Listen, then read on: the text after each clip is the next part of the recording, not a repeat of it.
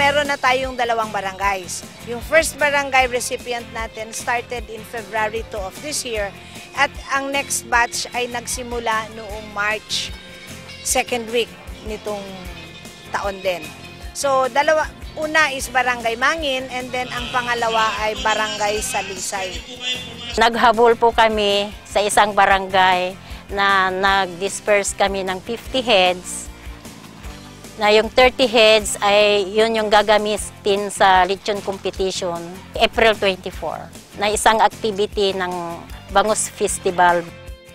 Itong ginagawa natin ay ang pinaka-final activity doon sa pagdidiscover natin o paghahanap ng magandang market para doon sa ating mga farmers na tinulungan under the Profitable Indigenous Grow-out Systems o yung programa nating PIGS na inilunsad ng FeedPro doon sa naturally grown baboy na sinubukan din natin dito sa siyudad ng Dagupan.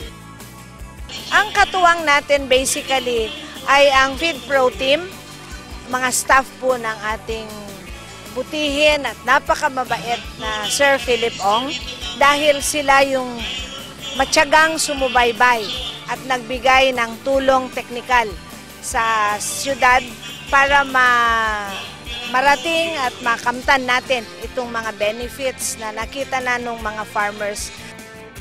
Meron tayong contest for 30 lechoneros na hindi lamang tiga Pangasinan, kundi meron din tayong 2 participants from Pagadian and Tangub sa Osamis. So, makikita natin kung sino yung may pinakamasarap na timpla, pinakamagandang lechon, dahil ito yung ire-register ng syudad under the Dagupan's Best Program, a marketing strategy of the city government.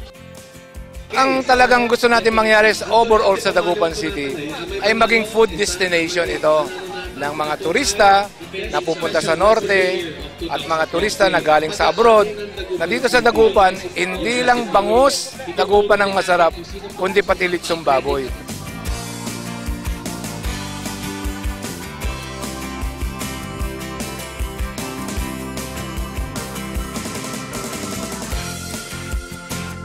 The lechon is fantastic. I have to say, having this opportunity to sample so many lechons, my mouth doesn't even know what to say. I can't speak. It is so excellent. The chefs have all done an excellent job making the meat very tender, but making the skin very crispy. And it's nice to see how they inject their own personality with the different spices and the different herbs, the garlic, the pepper, the salt, and the local vegetables.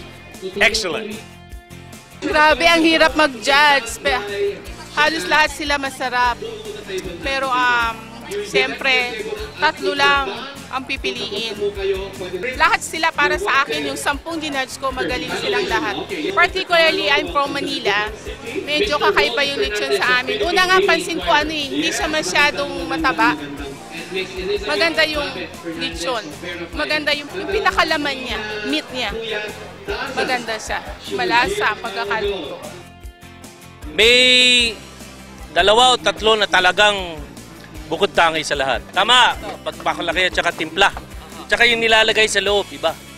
Ang criteria ho natin unang-una ay yung overall appearance 10%, aroma 10%, yung juiciness and tenderness 20%, and then meron din tayong sinasabing crispiness of skin.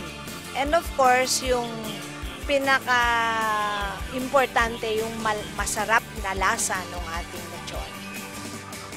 Ang mananalo ay tatanggap ng 50,000 pesos yung ating first prize, 30,000 pesos ang second prize, and then yung third prize ay tatanggap ng 20,000. At yung pinaka-premium ay yung marehistro siya under the Department of Trade and Industry as Dagupan's Best Special Lechon Accreditation. Ano po kasi, kailangan ko din kasi pupunta po ako sa ibang bansa para mag-training, so may panggastos na po. Sana makapagpatayo ako ng lechon house ko kasi na-establish ko yung name. Sana pagbalik ko, makapagpatayo po ng lechon house. laman ng baboy, kukunti yung taba niya, which is very good. Kasi pumasok talaga sa laman yung mga flavorings na nilagay ko. Masaya po, hindi po ini-expect na mananalo po sa second prize po. Siguro dahil din po sa God, blessing po sa akin na dumating na nanalo po ako. Maganda rin po siyang klase na masarap po siyang baboy. Pakatas po siya at saka malaman po siya. Sana sa susunod, hindi lang sa Natal Press makuha ko. Mas dadagdagan ko yung ingredients ko kasi alam ko kumulang ako sa oras eh. Maganda yung baboy, hindi masyadong mataba, tapos malinamnam yung laman niya.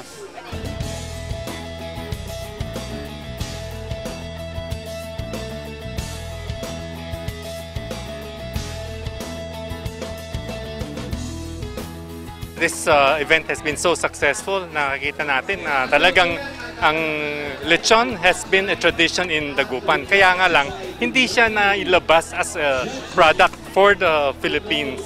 Ang kagandahan nito, napapansin ng mga tao na ang lechon ay isa sa mga delicacy ng Dagupan at ng Pangasinan Province. At coupled with that, of course, itong baboy na ginamit ng Dagupan para sa paglilechon nila ay indigenously grown natural pigs. Ang tinatawag dito parang specialty meat siya. At small clusters of farmers can profit from this by participating in the cluster dahil nakakaroon siya ng awareness ng market na ito ay end product. Hindi lang siya baboy, kundi lechon siya.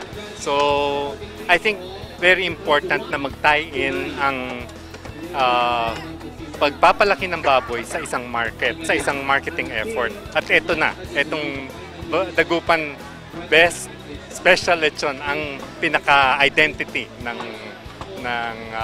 healthy meat, healthy lechon.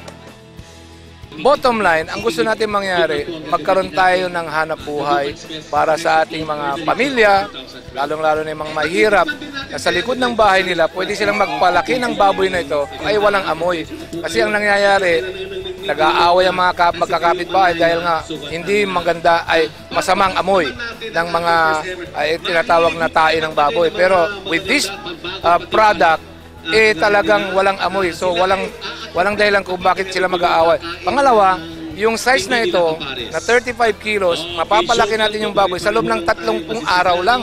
So ibig sabihin, buwan-buwan, pwede tayong kumita at kung tuloy-tuloy ito, pagkukunan po natin ng hanap buhay ito. Hindi lang yun, healthy, mas healthy itong baboy na ito dahil wala siyang injeksyon, walang antibiotic, wala pong mga produktong kinakain na nakakasira sa katawan ng tao. Malaking bagay po ito sa lahat ng mga taga-Dagupeño, lalo-lalo na sa mga nagnanais matutong ng natural hog raising. Dahil hindi lamang po ito basta negosyo, kundi ito'y nakabubuti higit sa lahat sa ating kalusugan, nakatutulong sa environment, at may pagkakakitaan ka pa.